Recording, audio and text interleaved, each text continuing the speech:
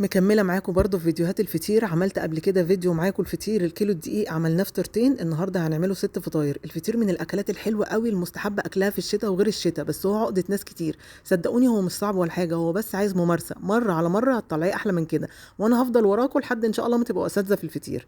هسمي الله واجيب معايا كيلو دقيق منخول وعليه معلقتين كبار سكر باودر وثلاث كوبايات الا ربع ميه دافيه ومعلقه صغيره صغيره ملح.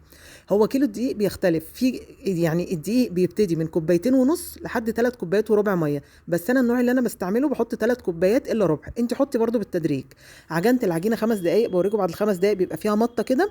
بريح العجان او ايدي وبعد كده بكمل كمان 5 دقائق، ما يقلش عن 10 دقائق عجن لحد العجينه ما تنعم جدا معايا. والحركه دي بتساعد ان العجينه يبقى لها عرق، يعني تستحمل الفرد وما تتقطعش معايا.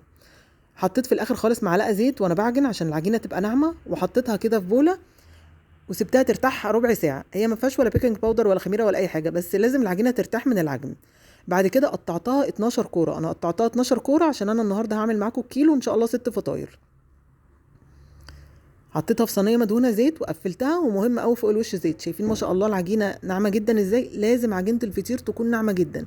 ومهمه الزيت ده ان هو يخلي الوش ولا ينشف ولا يشقق ولا اي حاجه معايا. غطيتها كده بكيس تلاجة مفتوح وفوقيه برده فوطه. بصوا التريحه، تاني تريحه دي ريحتها نص ساعه. بصوا تحس الكوره كده راحت كده وبططت. بصوا بحط صباعي بيبصم كده، ما تحسوا ما بيطلعش تاني. ده كده يعني هو ارتاح كويس قوي معايا. يبقى اول مره نص ساعه وتاني مره نص ساعه. انا استعملت هنا ربع كيلو زبده ومعلقتين سمنه، ممكن لحد 200 جرام زبده ومعلقتين كبار سمنه. وده بالنسبه لكميه الفطير اللي عملناها او الكيلو دي مش كتير خالص، يعني كميه مناسبه هيطلع معاكي ان شاء الله تحفه. بصوا بجيب كوره كوره بفردها معايا كده وبدخلها الهواء. شايفين؟ بدخلها الهواء عشان تنفخ معايا في الفرن وتطلع مورق، وبدهنها زبده. خلاص انا بفرد على زيت بس ومش كل مره، يعني كل مرتين 3 كده بفرد على زيت. قطعتها كده شايفين زي الشمس كده. بصوا كل الفتحات قد بعضها، بس الفتحه الكبيره دي يعني اخر مثلث كبرته شويه كبرته شويه، لان ده اللي هدخلهم كلهم فيه. فلازم يبقى كبير كده ما يخليش معايا اي فراغات او حاجه. يعني شايفين دول كلهم صغيرين، انما الكبير ده لازم يكون اكبر منهم كلهم. دي اول فطيره. بصوا دخلت اول 2 جوه بعض. عملت كده ال6 فطاير بنفس الشكل، كل فطيره كورتين.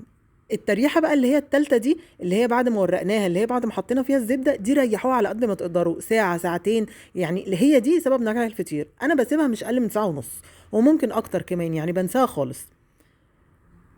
خلاص بعد كده فردته في الصينيه وسبته كمان يرتاح في الصينيه. التريحه الاخيره خالص بقى اللي هي الرابعه دي نص ساعه. بعد كده بحط الزبده. شايفين ما شاء الله لا قوه الا بالله؟ بحطه فرن سخن نار مولعه قبل كده نص ساعه.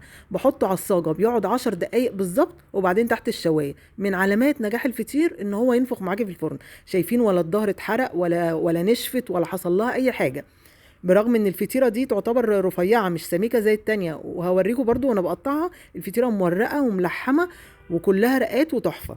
شايفين؟ هو سهل جدا والله يا جماعه، ما فيهوش صعوبه، بس هو عايز بس ممارسه. يعني انت جربي بس مره على مره ان شاء الله هينجح ويطلع ممتاز معاك. شايفين الفطير اول ما يطلع مهم قوي تغطوه بصينيه عشان يطلع معاكم طري، بس انا ما غطيتهوش عشان التصوير. يعني بصوا انا ماسكاها دلوقتي وهي كانت سخنه نار، يعني شايفين حتى مش قادره امسكها. تخيلوا بقى ان هي ما اتغطتش ولسه طالعه سخنه كده وطالعه طريه جدا كده. شايفين؟